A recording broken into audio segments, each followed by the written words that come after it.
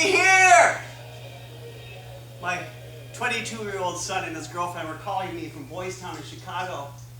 The gay pride parade was just finishing, and they were demanding I meet them somewhere in Halstead. Dad, you really ought to be here.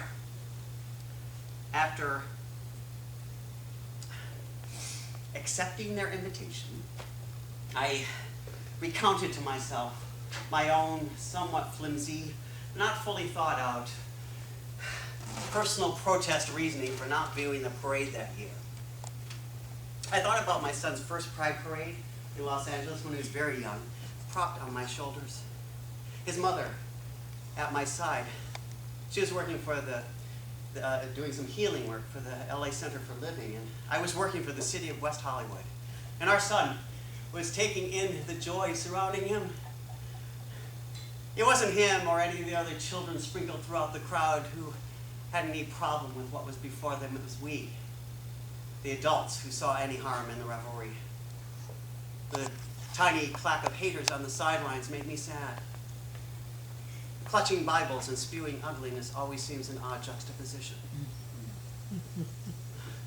Maybe blinded by bare skin and color and oddity, they were unable to see the realness of the joy, expressions of freedom, and myriad forms of love. And now, nearly 2 decades later, I guess I couldn't see it either. After years of pride parades, cynicism was creeping in. Yes, there was one moment when I would always tear up, the proud parents marching, escorting his son and daughter, a float filled with at-risk youth who had found a home.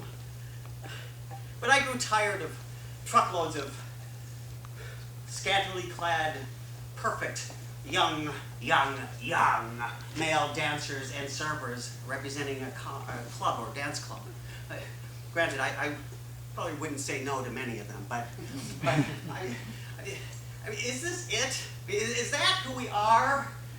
I know it's impossible to make a definition, but on this gigantic day of celebration, when millions of eyes are turned to all things gay, why is it just the dancing boys, drag queens, dykes on bikes that gets everybody's attention? Why not couch potatoes with no style? Tight-ass business types. Gay rugby players in uniforms. Oh, for that matter, gay cops and firemen in uniform. Femme fatale lesbians who don't know a thing about how to build a porch. I get that the party planners know what creates flash and sells. And I spouted, we're here, we're queer, we're the best of them. But when there's trouble in the world because of misunderstanding and ignorance, why add fuel to the fire by just telling a piece of the story? So, what was I hoping to accomplish by sitting alone in my apartment in silent protest that all was not the way I wanted it to be? I met my strapping, handsome son and his girlfriend that day after the parade. This would be a first for us to find ourselves in a gay bar in Halstead. Well, more straight, friendly piano bar. Their friend was accompanying at the baby grand, and they wanted to support him and had no trouble with the surroundings. Like, when a guy was openly flirting with my son, he gently reminded, you know I'm here with my girlfriend, and you're sitting next to my dad, right? The guy stopped. And I observed my son as the kind of man that his mother and I believed we'd helped him become.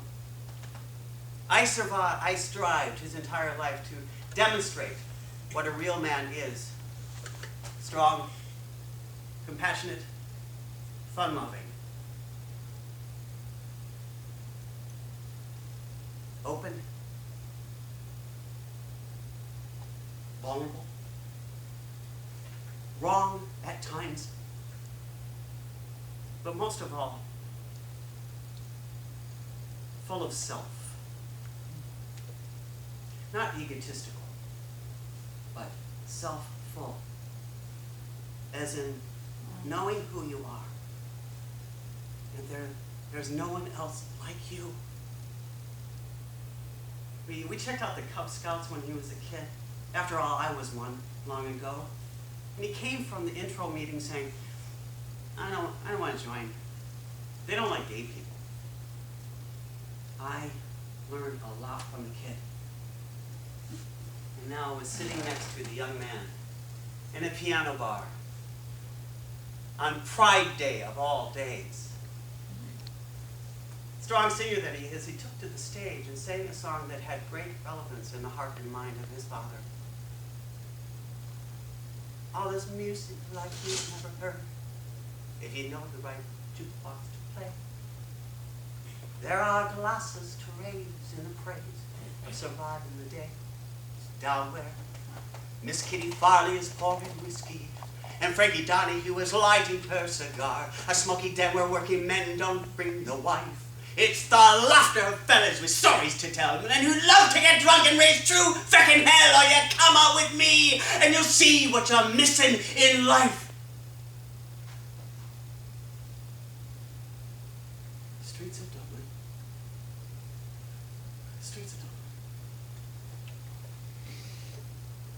I think my son became a man that day in my eyes. And in that moment of revelation, I saw his teaching at every stage.